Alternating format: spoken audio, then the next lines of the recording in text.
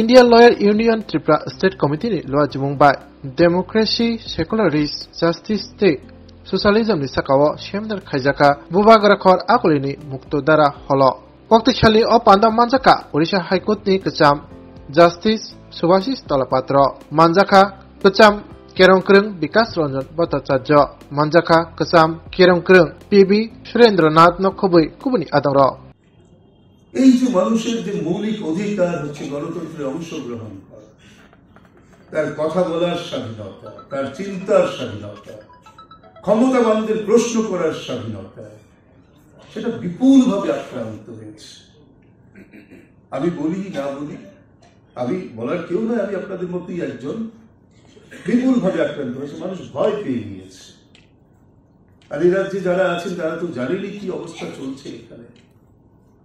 তাদের জন্য বক্তৃতার কোনো প্রয়োজন নেই, তারা একটা পরীক্ষাগারে আছেন। আজকের গণতন্ত্রটা বাঁচবে কিনা সেই সাধারণ মানুষ নাগরিকদের উপর অনেকটা নির্ভর করছে। যেটা আমাদের ভারতবর্ষের সংবিধানের যে চতুর্থ পর্ব যেটা আছে সেখানে বলা হয়েছিল যে প্রত্যেকটা মানুষের জন্য কর্মসংস্থানের সুযোগের ব্যবস্থা রাষ্ট্রের একটি প্রধান কর্তব্যের মধ্যে পড়ে। এইসব অস্বস্তিকর প্রশ্ন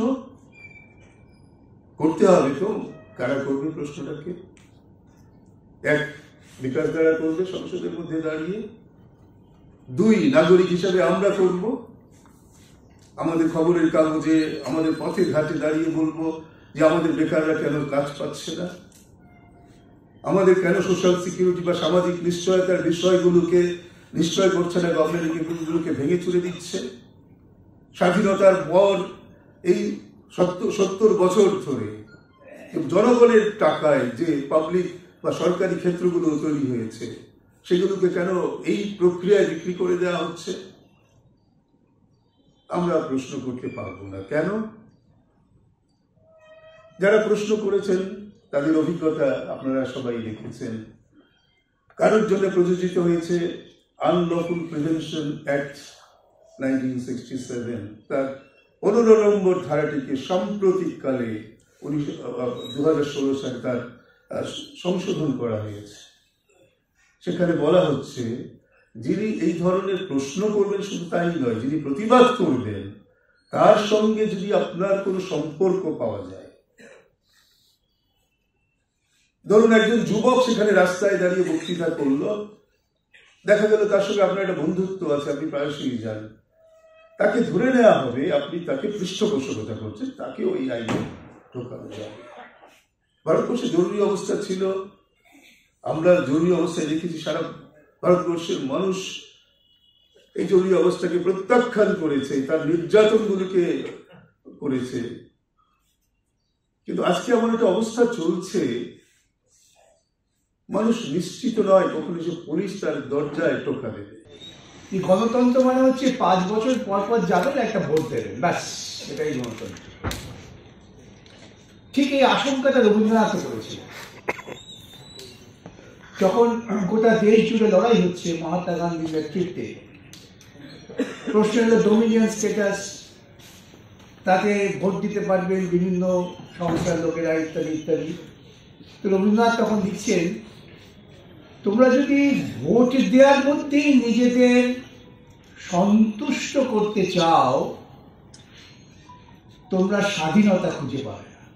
এটা আমার কথা নয়, রবীন্দ্রনাথের কথা।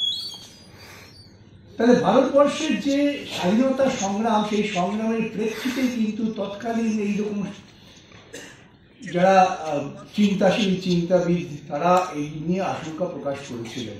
বর্তমান সময়ে বহু সমাজতত্ত্ববিদ আলোচনা করছেন, তারা বলছেন সবচেয়ে বড় দিক ছিল যে তিনি এই অসহায় মানুষের মধ্যে এই বোধটা জাগাতে পেরেছিলেন যে তোমার আর কিছু না থাক, তোমার তো এই কথা বলবার অধিকার আছে, আমি তোমাকে মানি না, তোমার কর্মকাণ্ডের বিরুদ্ধে আমার সঙ্গে আমার কোনো সহযোগিতা নেই, এটা বলতে পারি। এবং সেটা বলার মধ্য দিয়ে ব্যাপক অংশের মানুষ যুক্ত হলেন।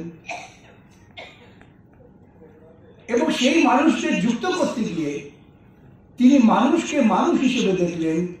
সেখানে এই যে তথাকথিত ধর্মীয় যে আবহ, তার মধ্যে ভয়ানকভাবে বিভাজন ছিল মানুষের মধ্যে মানুষের।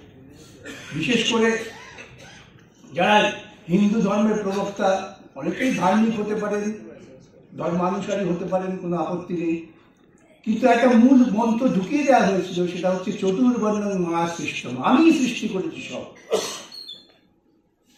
যুগে যুগে যখনই তুমি অধর্ম দেখবে, যে জিন্না তিনি সারা জীবন অত্যন্ত সুচিন্তিত সমাজ কর্মী হিসেবে, একজন আইনজীবী হিসেবে তিনি ধর্মনিরপেক্ষতার সওয়াল করেছেন। তিনি মুসলমানদের স্বার্থ রক্ষা করতে হবে এই মনে করে মুসলিম লীগ বললেন আমরা আলাদা দেশ চাই, এবং মাউন্ট ব্যাটেনও তার সঙ্গে ষড়যন্ত্র করে বললেন ঠিক আছে। ওরা ধরুন চলে গেল। আজকে আমাদের এই বিশ্লেষণটা বারে বারে আমি প্রত্যেকটি জায়গায় বলার চেষ্টা করি।